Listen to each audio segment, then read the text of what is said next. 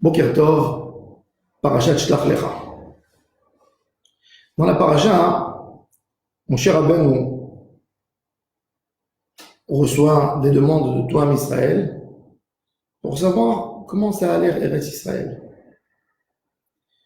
Il nomme 12 personnes, il les envoie pour aller voir c'est comment Israël.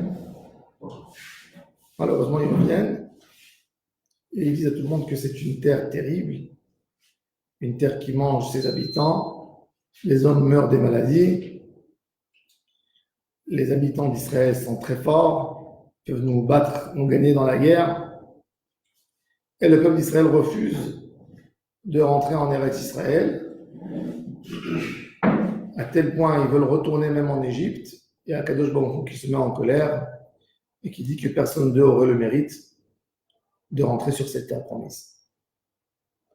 Mon cher Rabbeinu, quand il a envoyé lui les 12, comment on dit, les 12 Meraglim, les observateurs, bon, pas des observateurs, c'est pas des observateurs, c'était pas des espions non plus.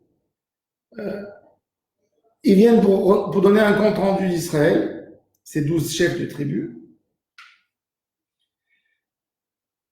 Quand il les envoie, quelque part, même un tzaddik comme Moshe Rabbeinu,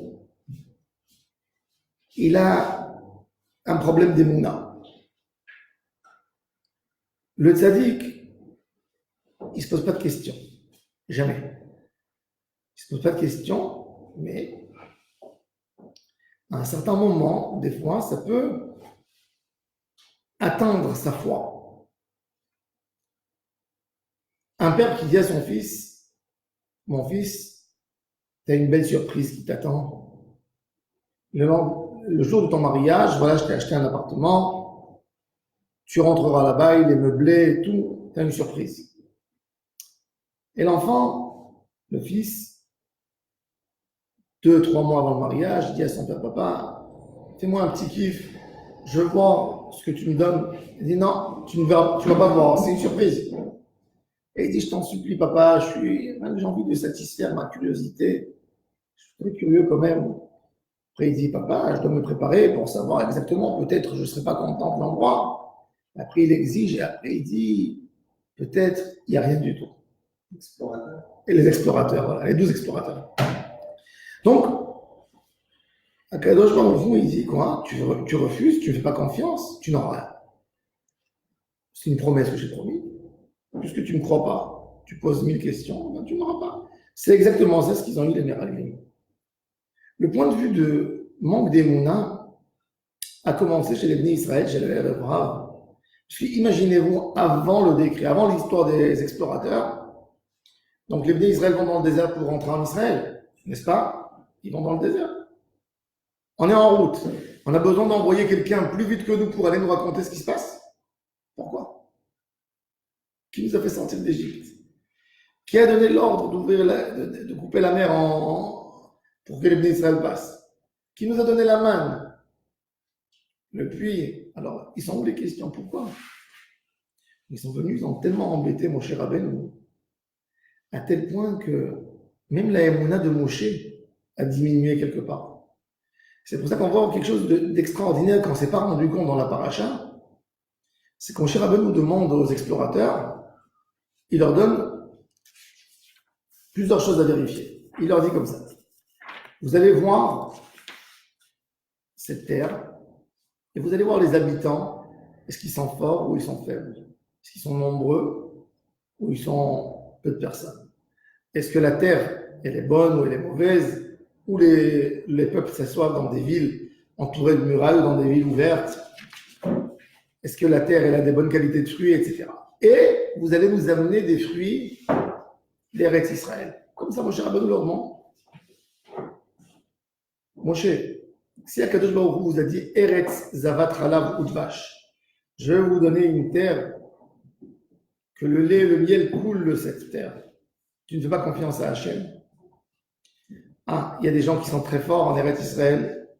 Qui vous a fait sauver de Pharaon? Qui vous a protégé? Qui vous a couvé? Qui vous a fait tous ces miracles? Pourquoi poser toutes ces questions? Et parmi ça, il leur dit, amenez-nous une preuve que les fruits d'Eretz Israël sont bons, amenez-nous des fruits d'Eretz Israël. Il est écrit que quand ils sont rentrés en Eretz Israël, ils sont arrivés à Nachal Eshkol. À côté d'eux, bon, ils ont vu là-bas des vignes, et Rachid nous dit que la vigne elle était tellement, que la grappe de raisin était tellement grande que pour prendre une grappe, elle avait une dimension d'une table. Il fallait 8 personnes pour la soulever, la grappe. Imaginez-vous une grappe de vin, de raisin, qui a la dimension d'une grande table.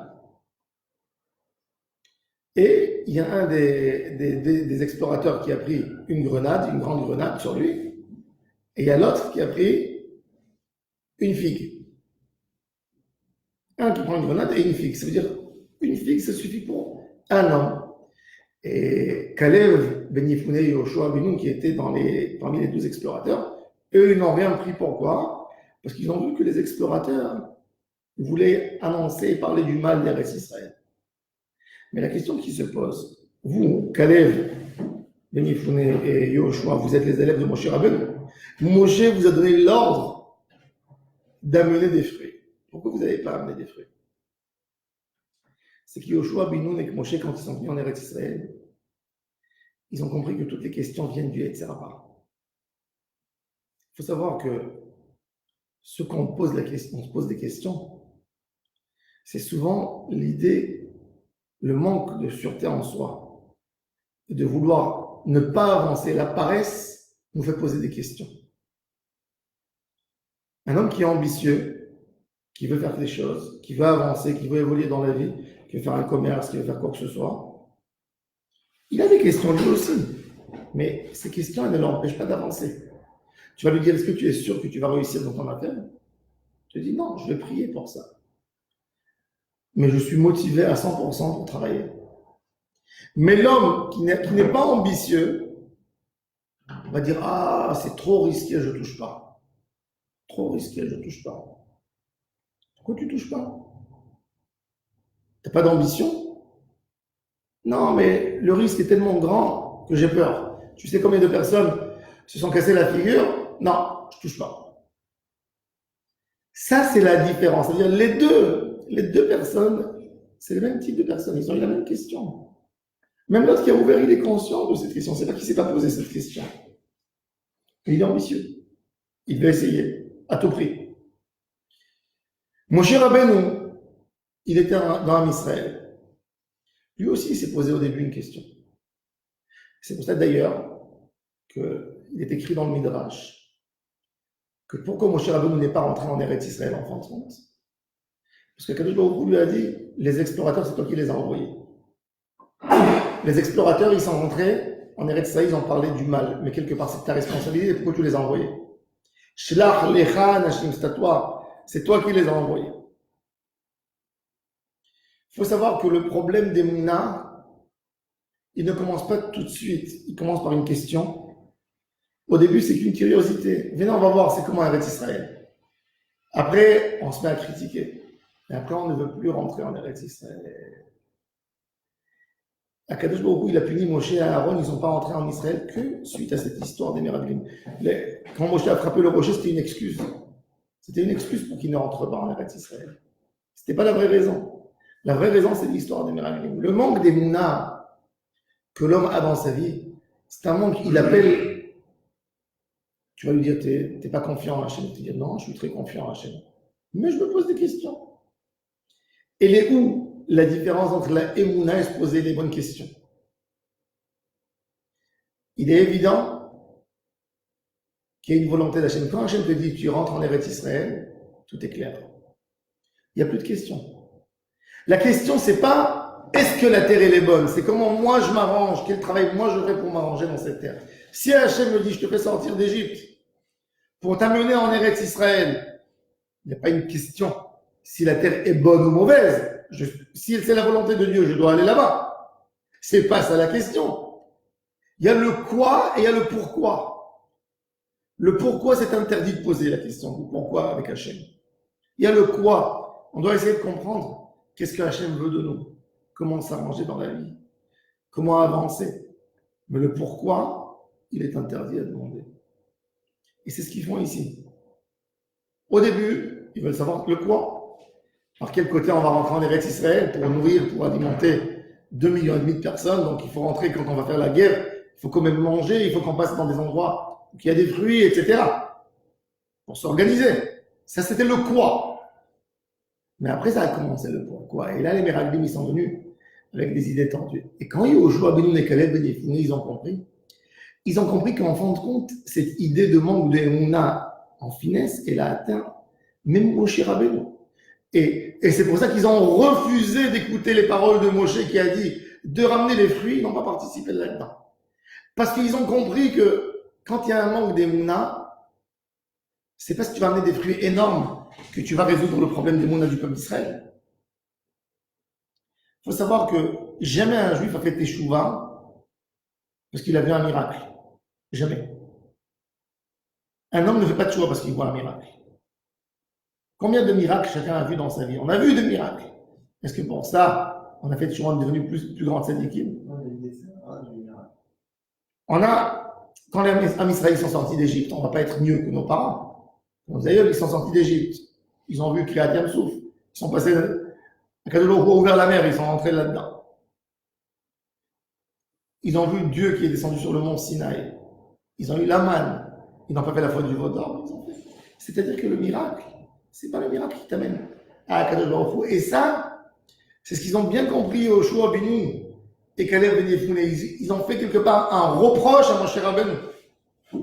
Moshe, c'est pas si on va prendre un fruit, on va le ramener que la Emouna va se renforcer. Pas du tout. Il y a un problème de fond. Il y a un problème d'Emouna à l'intérieur de Am Israël. Ce voyage était inutile de notre part. Pourquoi tu avais besoin d'envoyer 12 explorateurs? C'est pour ça que Hachem dit Shlach lecha nashim. Sache-le que c'était. Bon, il faut savoir que même Moshe Rabbeinu, avant d'envoyer les explorateurs, il savait que ça allait amener une catastrophe. La preuve, c'est qu'il a changé le nom de Yoshua. Il s'appelait Osée, Oshéa. Il lui a changé le nom à Josué, Yoshua. Vaïkra Moshe Leoshea Binoum Yoshua. Rachid dit c'est quoi la signification de Yoshua? Ya Yoshia Acham Me'atat Meraglim, que Dieu te sauve et te protège et te couvre de l'idée des 11 autres explorateurs, les explorateurs, les mauvais explorateurs qui sont avec nous. C'est-à-dire que Moshe Rabbeinu était conscient qu'il quelque part en Israël cherchait des excuses, un prétexte pour ne pas rentrer en Eretz Israël. Lui, il a voulu quelque part les guérir en pensant que s'il allait envoyer les explorateurs, ça allait calmer. Et non, ça n'a pas calmé. Ça fait plus de mal encore. Le but de tout, c'est la Emouna en Hachem. Quand on a compris, c'est-à-dire on sait nous tous, Hachem veut qu'un homme se marie. Il a donné l'ordre à l'homme de se marier. On ne se pose pas la question, est-ce que je dois me marier ou je ne me marie pas? Il faut se poser la question, avec qui je me marie et comment je réussis mon mariage. Mais pas me poser la question, est-ce que je dois me marier? Remettre en question, ça non. Hachem, il veut que tu vas en Eretz Israël. Parce que Eretz Israël, c'est le pays d'Hachem, où on fait toutes les mitzvot de la Torah. La question, c'est pas est-ce que je dois aller en Eretz Israël ou je ne dois pas aller en Eretz Israël. C'est évident que je dois être en Eretz Israël. C'est la question comment je vis en Eretz Israël et comment je m'arrange en Eretz Israël. Ça, c'est la question. C'est pas est-ce que je vais en Eretz Israël ou je ne vais pas. La faute des explorateurs, c'est qu'ils ont dit, ils ont posé cette question, est-ce qu'on peut aller aujourd'hui en Eretz Israël? Et à Kadosh Baruch Hu les a punis. Moi, je vous ai dit, est-ce qu'on peut aller en Eretz Israël? Bien sûr qu'on peut aller en Eretz Israël. Et ça, dans toutes les mitzvot d'Hachem Yitbarach, c'est pas est-ce qu'on peut faire ou on ne peut pas faire, c'est comment faire. Comment faire?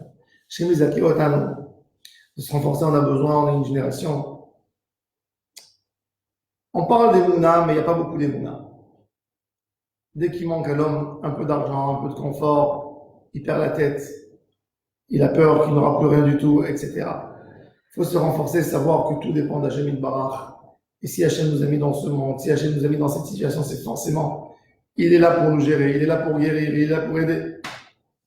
Chez Mizakenu, de se renforcer en Emouna, d'entrer dans l'union de Eretz Israël, car Eretz Israël, c'est la preuve d'Emouna.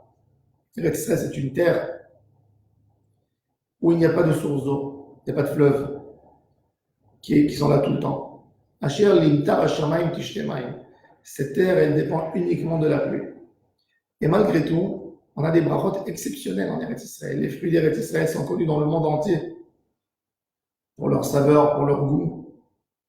La bracha qu'il y a en Eretz Israël, c'est qu'Hachem il te montre qu'en réalité, contre toutes les conditions, tu as une bracha. C'est pour ça que dans la Birkat Amazon, quand on parle de remerciement à Hachem, si on n'a pas prononcé Eretz Israël, on n'a pas été acquitté de la Birkat Amazon. Tout le lien d'Eretz Israël, c'est la Emouna pour nous apprendre comment vivre. Hachem Yitbarach a choisi Eretz Israël dans le monde entier pour apprendre à toute l'humanité c'est quoi Emouna. Il a pris la terre qui est le moins de qualité. Il n'y a pas. On n'a rien, on n'a pas de richesse naturelle, on n'a rien. Regardez nos voisins. À droite, à gauche, ils ont tous du pétrole. Ils sont riches et nous, on n'a rien. Nous, le peuple élu d'Hachem Yitbarach, 3000 ans d'histoire, on n'a rien. Pourquoi? Parce que Hachem nous a donné le sechel et Hachem nous a donné la foi. Il faut expliquer au monde entier qu'il a la lechem levado yiriyadam. C'est pas si tu as du pain dans ton sac que tu vas mieux vivre. C'est pas si tu as $1 million dans ton compte, dans ta banque que tu vas mieux vivre. Qui a le mot de s'appuyer Hachem yiriyadam. Selon la bouche de Hachem, que ce que Hachem va décider, c'est ça ce qui va te faire vivre. Qui a le mot de s'appuyer Hachem yiriyadam. Ça c'est le tachlit de tout. Emouna, mot de s'appuyer Hachem yiriyadam. Et ça, c'est Eretz Israël. Et ça, c'est le Inyan. Et quand quelqu'un, il a compris ça, il a compris qu'en Eretz Israël, on vit, on reçoit la cuillère à manger d'Hachem. C'est Hachem qui nous fait manger en Eretz Israël. C'est pas notre travail, c'est pas notre compte de banque, c'est pas la retraite. Hachem Yitbarach qui nous fait manger. Et quand Hachem nous fait manger, on vit autrement, on vit Emouna, on vit Bitachon. Et si on vit Emouna et on vit Bitachon, toute notre vie est différente. Ça, c'est Eretz Israël. Hachem Yizaki Otano. De sentir la douche d'Eretz Israël, d'avoir la Emouna d'Eretz Israël. Baruch Adonai Leolam. Amen. Amen.